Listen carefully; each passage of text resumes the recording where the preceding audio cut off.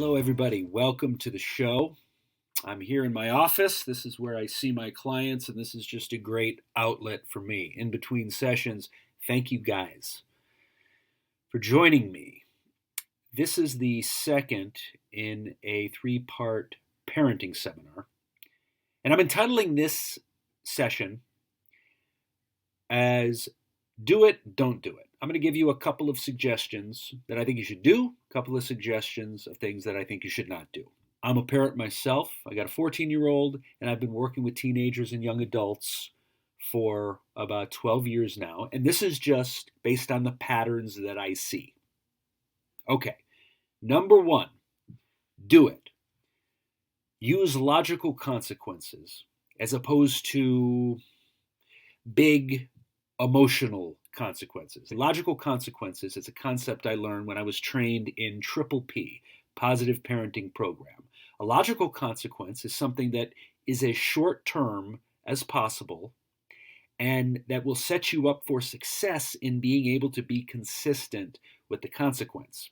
And also, I would add to that, it's closer to a learning moment than a punishing moment, because as kids grow in their adolescence, punishing them is less and less effective, and trying to help them learn through consequences is more helpful. Okay, so for instance, let's say your child needs to get something done and is getting distracted by their phone, or they said they would accomplish something and then they're off using their phone. Okay, a logical consequence might be, okay, I'm taking that phone for 2 hours. Now please finish the task at hand. Yes, 2 hours.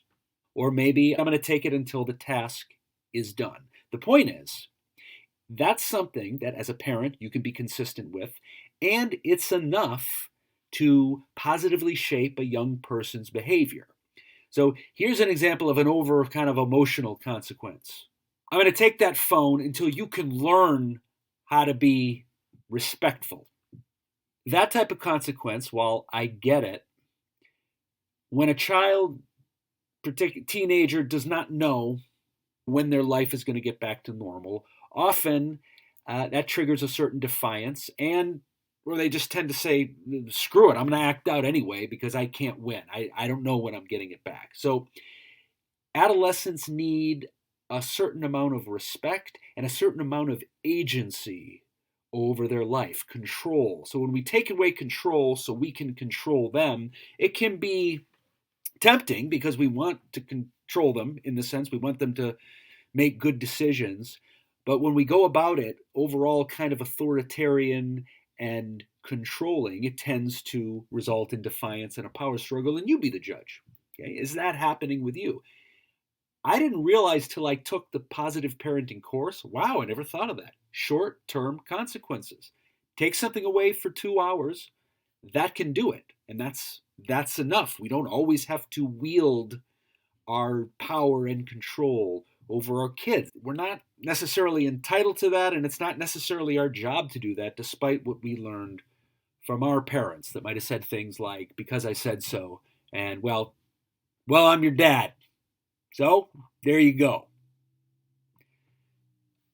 Unless that's working for you. But again, if that was working for you, you probably wouldn't be listening to me now. You'd be listening to another podcast. You'd be listening to a financial planner or something, because you're good in the parenting department. Okay, do it. Logical consequences. Okay, don't do it. Monitor your kids' texts and social media to the point where you are regularly reading the content of what they're doing and how they're corresponding with their friends. Now, and I'm going to tell you something. A lot of therapists wouldn't tell you that, and I don't necessarily say that when I'm working with parents of a client directly, because it's your choice, and we don't want to be held responsible if something happens. But at the same, I'm talking about the overall pattern I see. Now, it's important to monitor for safety and have parental controls, because we know that social media has dangerous elements to it. I'm talking about taking it a step further and literally knowing what your kid is saying to their friends all the time, and even going so far as to make a comment about it. So let's say, I mean, let's face it. Once you start looking at that can't go well, can it? And it's going to trigger your anxiety, my anxiety. You're going to be tempted to make suggestions that are a violation of their privacy. We're going to misunderstand what they're saying. The point is, teenagers need space. They need privacy. Here's the 2 reasons for it. Don't monitor the content regularly of what they're saying. Number 1, if you're reading all of my content and you're invading my privacy, now it's my job to defy you. Right? Now this is the game we're playing now. Once I know you're doing that, I'm going to be throwing diversions and I'm going to be texting things, sending texts I know you can see, and then talking to my friends on Discord or whatever other technology that I know that you don't know because I'm 16 and you're 51. So that's the game we're playing, the mistrust game. And let's face it, who's going to win that game?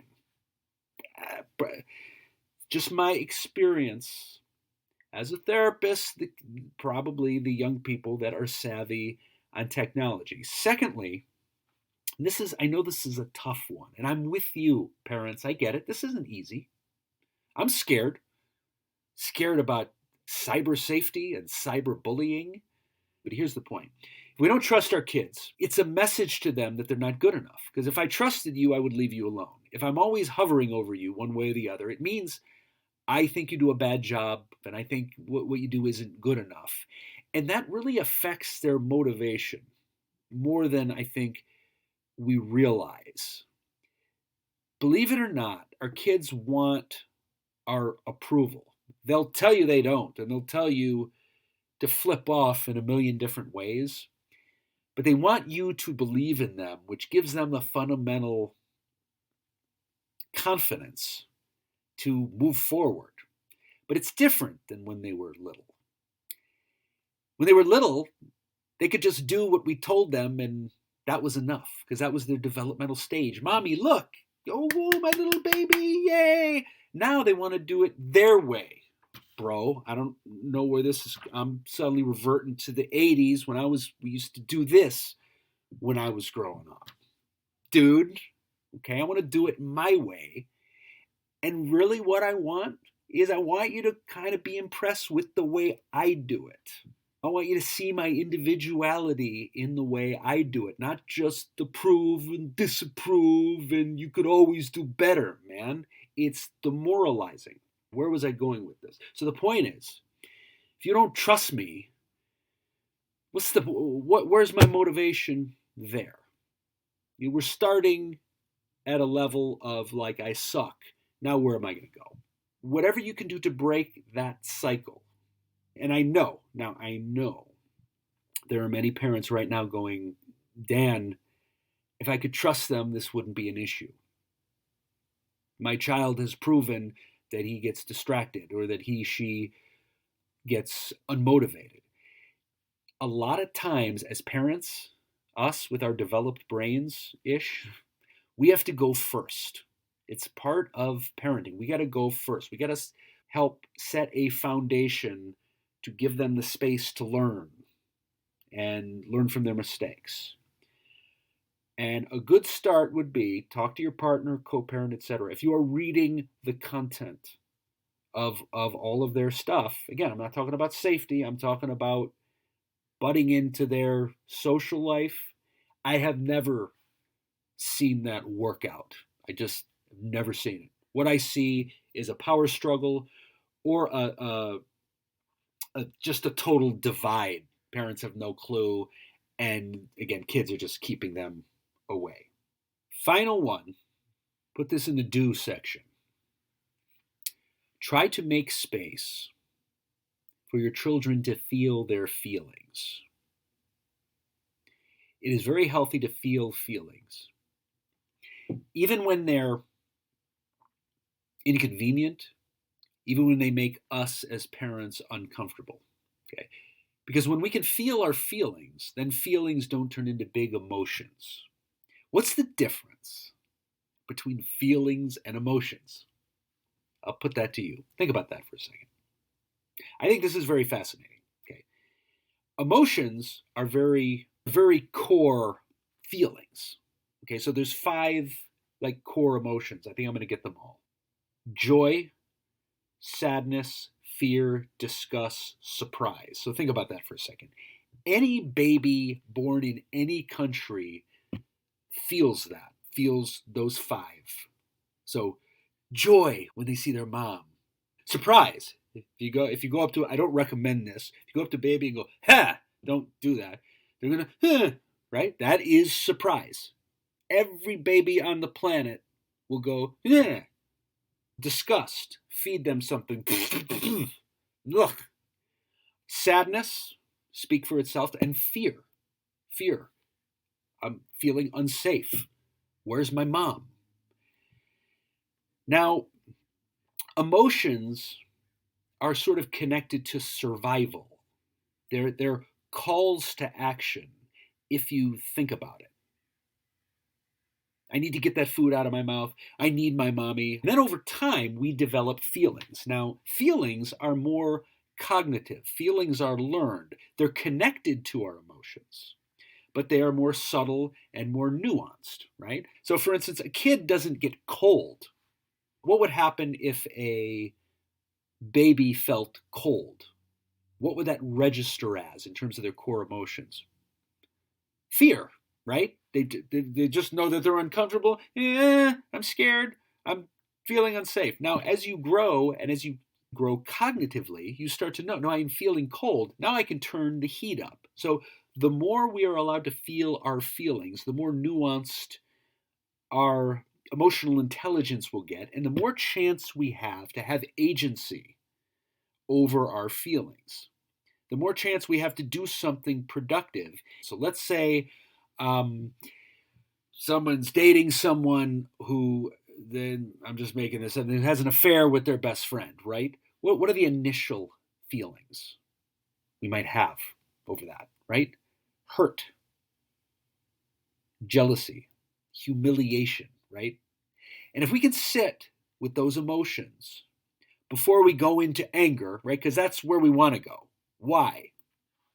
Because that feels a little better. And that gives the illusion of agency. Like, okay, now I'm pissed and I'm going to do something. But let's look at what are the options for these different feelings and emotions. If I can do some grounding exercises and calm myself and acknowledge I am humiliated right now, what are some things I can do for that?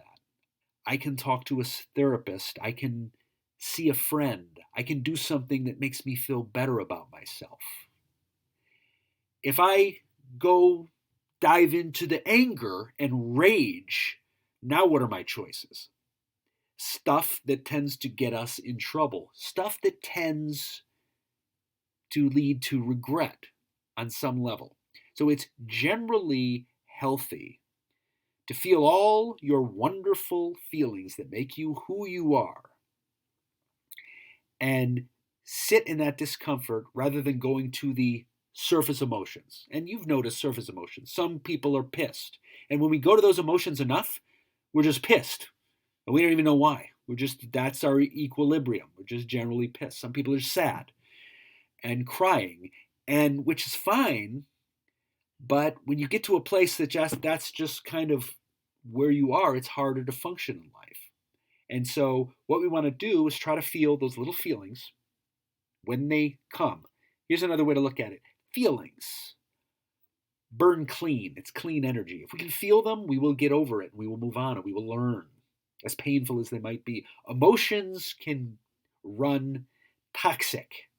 They can, it's cyclical, and it's the same thing over and over again. So this is all to say, try to give your children room for their feelings, whatever they are. Now, a lot of parents kind of interpret that as, okay, you want my kids to ruminate in their feelings and avoid life. No. Avoidance comes from emotion. Avoidance comes from being overwhelmed, over angry, totally afraid. If they can feel their emotions, their feelings, we give them room. And there's all kinds of things we do as parents, me obviously included, to not give our kids permission to feel. Okay, I see it all the time as a therapist. We have expectations and agendas as parents that don't allow for certain feelings. Here's an example: divorce, which is very difficult and necessary. I'm not dissing divorce. However, sometimes parents will say, look, it's going to be better, without realizing there's an inherent grief and loss that comes with a divorce for a kid because their family is breaking up. Husbands and wives can come and go. Parents, you only have two parents. Um, Not to knock any poly, whatever. Whatever you got, you got. When it splits up, there is grief and loss involved. We at least might as well assume so. Give them room to have their feelings, right? But if we say, look, no, this is going to be better, oh, okay, I guess I got to feel good about this, And if I feel bad, I guess I'm not going to trust my feelings. Because what choice do I have? You're in charge, you're the parent, and this is how it's going to go. So, and if I feel bad, you're going to talk me out of it, right? A kid says, my friend was talking crap about me, and I'm upset. Well, don't feel that. Don't be upset. Kids talk all the time. He's just jealous. The point is, that's how the child is feeling. And give them room to feel, even when it makes us feel uncomfortable. Because if they can feel, they're going to have a little more agency. Over time, they will have more control over their choices because they're guided by feelings, which can be painful, but they mature, whereas emotions just remain big and rigid.